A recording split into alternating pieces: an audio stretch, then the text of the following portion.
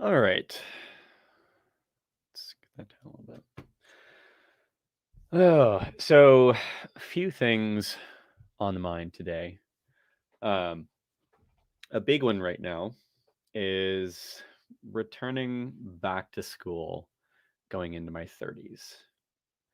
Feels like it feels like a bigger deal than I think it actually is, right? I mean, you talk to anybody that is later, you talk to anybody that's later career, and I mean, I've conversations with someone that's in their 50s and they're returning back to school to do a career change, a late career change, by going in completely different direction than they had for years prior. And it's not a big deal. I think people make a huge deal about the fact that, you do school first thing when you're coming out of high school, and that's kind of the expectation. And you jump right into setting up your education for the rest of your life. At least that's what we did for generations, and that's kind of the sort of tradition at this point. But I feel like I've been running into a lot of people who maybe tried that and either didn't end up doing a whole lot with that particular program, or they end up wanting to go back later because they didn't fully explore some aspect of their interests when they were younger. Maybe they just didn't have the confidence to, or um, they didn't have the perspective that they do now. Now that they're older and have been through a little bit more of their life. I mean, that is definitely the perspective that I'm coming from.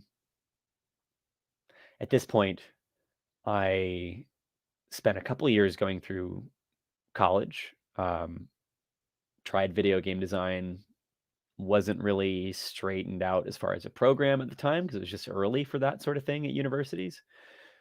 Those kinds of programs hadn't been fleshed out yet, so timing just didn't feel right, and, I switched tracks. Military for a while. Knew that that wasn't gonna be a thing forever. It was just like a sort of challenge and experience that I wanted to go through, but then once that was done, it was like, "All right, now figure out the rest of your life." Um, and I hadn't returned back to school since then. So those initial 2 years, my freshman and sophomore year at George Mason, um, those were, I don't know, I wasn't performing the best that I think I could now. Going into my 30s, going back to school in every sort of academic situation that I've been in as I've gotten older, I've gotten much more focused. You have a I feel like you have a better idea of the things that you care about now. You have less patience for bullshit. Um, Whereas I was totally willing to do things for years when I was younger that I didn't really know, uh, and I just didn't have much perspective as to why I was necessarily doing that in the long run. And now, everything that I do seems to want to feed itself back into the overall progression forward, the overall sort of pursuit of what my sort of vocation is in life. And it's not defined yet. It's not that it has a complete shape, um but now in my late 20s going into my 30s, I feel like there's a much better idea, at least, of what is aligned with that sort of long-term direction, and those creative pursuits. And so anything that's contributing energy elsewhere feels like a waste of time now. Um, so going back to school now, going into my 30s, I find a program that is relevant to these interests. And for me right now, that's cognitive science, but that could be anything. It's just there's a totally different perspective on it. I think there's also another layer to that, which is that coming out of the military, I have GI Bill. That's a resource that not everybody has. I put in time for that, so I definitely earned it, but it allows you to look at, I think, the school equation a little bit differently, which I cannot forget going back into this situation because it definitely affects the way that I'm looking at it. Um, I have a friend who is returning back to school, or they're looking into and applying to master's programs right now. They already have a bachelor's degree. Already having a degree is like a whole nother whole nother thing or sort of leg up in that process in academia. But they already have a bachelor's. They're applying to master's programs. They're looking for something, and they're essentially going to have to spend uh, tens of thousands, if not over a couple $100,000 to do a crazy master's program at a good school that they're looking for. And that is, it feels insane to me, but that is the reality for a lot of people if you want to go back. So I think with their situation, the way that they're looking at it, it is very much for the enrichment, but they are going to have to take what they learn from that and apply it towards supporting themselves in the long term. So that cannot be discounted from the equation. The fact that when they come out of that degree, when they come out of that master's, they're going to need to apply it to their ability to sustain themselves and to pay it off in the long run. That's an investment they're making in themselves.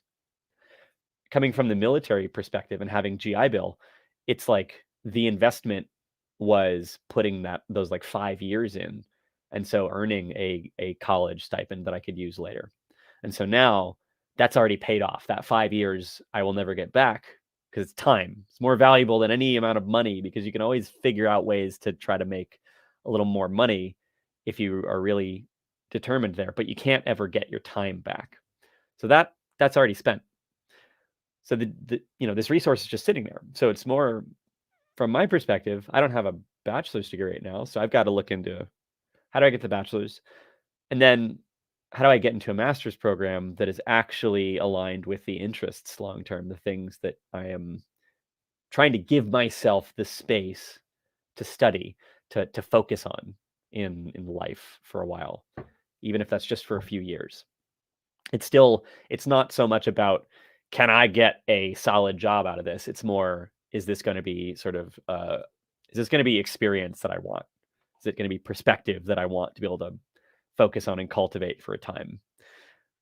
It doesn't need to translate to a direct job and career. I think the other thing that's contributing to that view on is that I've already gotten to a point where, especially in the technology field, if you're trying to sustain yourself and you've learned how to do any aspect of software development or project management, PM work, any of that stuff, it's like there are no shortage of jobs in those domains. And I've got the skill set at this point to do more of those. The problem is I'm not necessarily determined to stay in those same types of roles I had in the past. So this is an effort to move away from that being the sole occupation. But I know that that's like something that I can rely on as a source of income in the long term as I go back to school. So again, that takes the focus away from can I make money from what I'm returning to school to study, and it's more on is what I'm trying to study actually a sort of life pursuit? Is it of deep interest and a passion?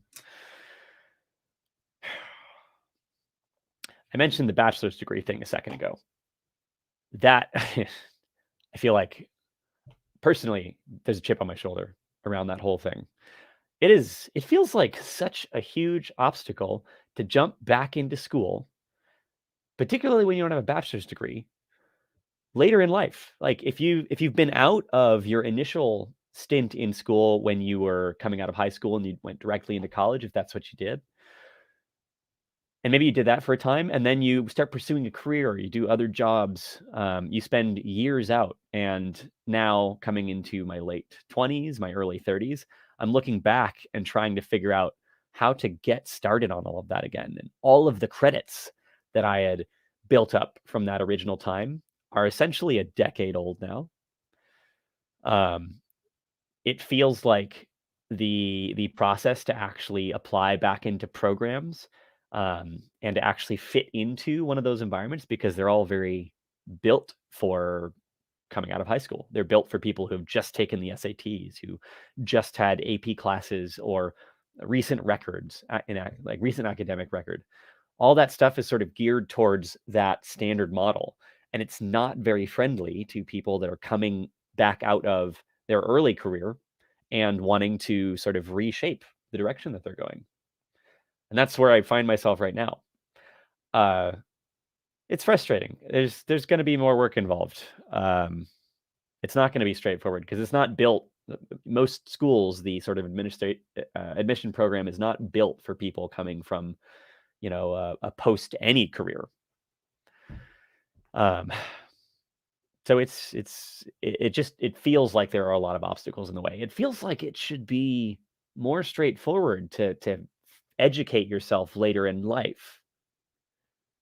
It's confounding to me why it feels so difficult to just go back to school later on in life and take courses and start earning a different degree and that sort of thing. It just feels like there is um, this long time tradition, this monolithic sort of bureaucratic structure in place that there are so many strict requirements and processes around um, that are being looked for in order to admit you in, that it probably prevents a lot more people that would go back and would try to continue to educate themselves and to continue to broaden their horizons, if the barrier was just a little bit lower. Even if it was just that, I don't need to take quite as much time as it currently takes in order to apply for all of the different programs and dredge up all of the old history and retake classes that maybe I wasn't the most focused for in the past when I was 18 and 19 years old. Because we all have our life squared away when we're, first stepping out of high school. We know what we want at that point. I definitely didn't. So, next steps, because this is a journal after all, but a public forum. I need to apply for financial aid. That's the thing right now. So I got to get that process started. There's a university that a friend of mine actually found. It's called National University, and I think they were started by a veteran. They seem to be very geared towards veterans and military members and people looking to do remote education. And they have a different format. They have something that's a little bit more friendly to someone who's already in the workplace, already in their career. The classes are a shorter, sort of month-long format rather than doing this archaic sort of semester-long structure. And I think they're already sort of built out for remote. So that's probably the kind of thing that, given the position where I'm coming from, not late career, but after already having been working for a while, for a decade now, it just makes more sense to do something like that rather than go and sit down in sort of your standard semester-long course structure.